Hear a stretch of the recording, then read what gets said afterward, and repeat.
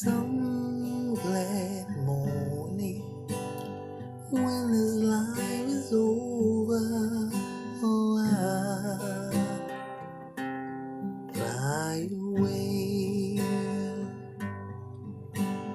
to God's land, God's celestial shore.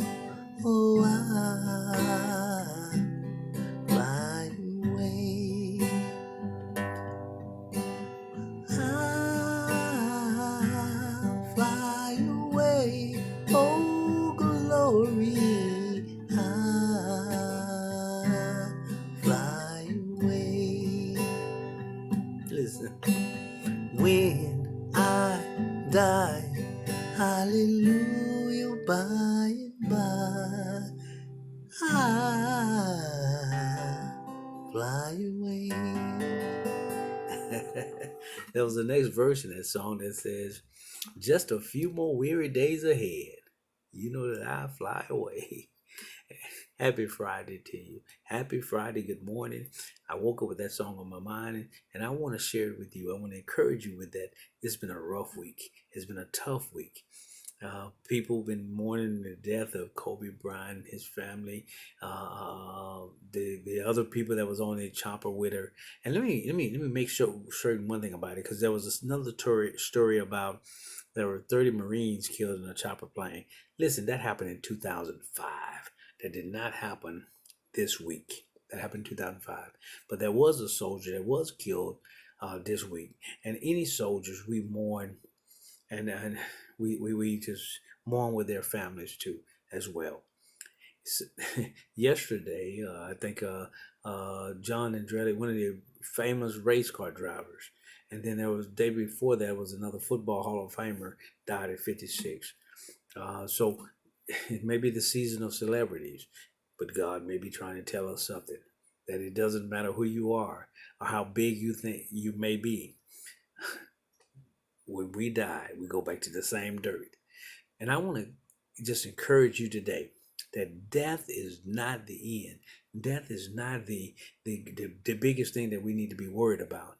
Death is a part of life, and death is the beginning. Actually, if you know God and you believe that there is something else beyond this, death is actually the beginning. So it's something to be excited about.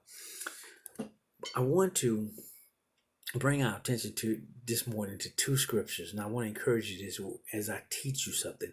One scripture was, God won't put no more on you than you can bear.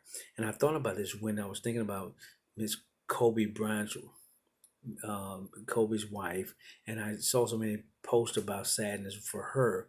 One of the most beautiful posts, I posted words in the early, read those words. Miss Ella Bird, I saw that yesterday. Beautiful. Let me tell you something. That's what we are supposed to do. When she can't concentrate, when you can't concentrate, when you can't pray, we're supposed to be there for one another. I want to teach us something right here. We got that scripture all wrong. God won't put no more in you bad. There is no scripture in the Bible that says that.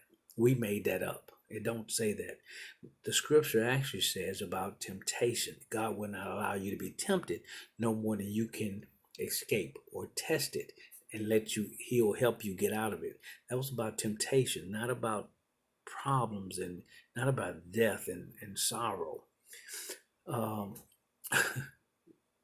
About 10 and 11 years ago, Pastor Adrian Lundy in my hometown, Savannah Lundy, my classmates, man, they still encourage me. They buried 3 sons at one time in a high school gym. 3 of their kids they drowned, and they buried them all. And Pastor Adrian Lundy preached the funeral. God won't put no more than you can bear. So am I to think that God knew he could bear that? No, ridiculously. That is absurd. It ain't about what you can bear. Death is a part of life. And God wanted those boys, because Adrian had taught and his wife had taught those boys about heaven. God needed those boys in heaven. I spoke at that funeral. Watch this. My mom was a tough time saying goodbye to my mom. And there's more than I could bear. But watch this. Adrian spoke at my mom's funeral. He was there for me the next year.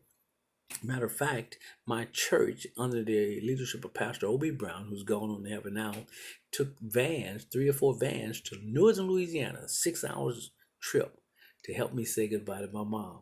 That helped me get through it. That's what we do for Miss Bryant right now. Help her get through it. That's what we do for the other families right now. Help them get through it. Hold their hand. They can't cry. They are so distraught. They can't cry. They can't pray. We should be praying for them right now. That's what I'm talking about. God, here's the other scripture that we messed up. I can do all things through Christ who strengthened me. I can win the lottery. I can build a house. I can build a mansion. I can build a business. No, you got it all wrong. That scripture was during Paul's turmoil, his tough times. You take the scripture for what you want, but what it is, he was saying that I can do all things through Christ who strengthened me. Christ will get me through my tragedy. Christ will get me through my hard times. Christ will get me through my tough times. Christ will get through me through the most unbelievable times. If you've lost your husband, Sister Martha Brown, I know, your father, your brother, your sister, your mother, your child, you've lost somebody that was dear to you, you didn't think you can get through it. God will get you through it. God will comfort you through it. That's what that scripture is about. I can do all things through Christ who strengthened me, because he will get you through it. And you know what? You got my help. You got my help. You got your somebody else's help that'll help you get through it. That's what it's all about. That's where we help one another get through those tragedies. Death is a part of life. Death is sadness. Yes, true it is. It's going to make you sad. Somebody will hold your hand. Somebody will pray through you, for you. Christ will get you through it. God will get you through it. I want to encourage you with that today. Let God get you through those tough times. Death is a part of life. That wasn't meant to be the end of it. Death wasn't meant to be the part that break you down. Whew, that feels good. God.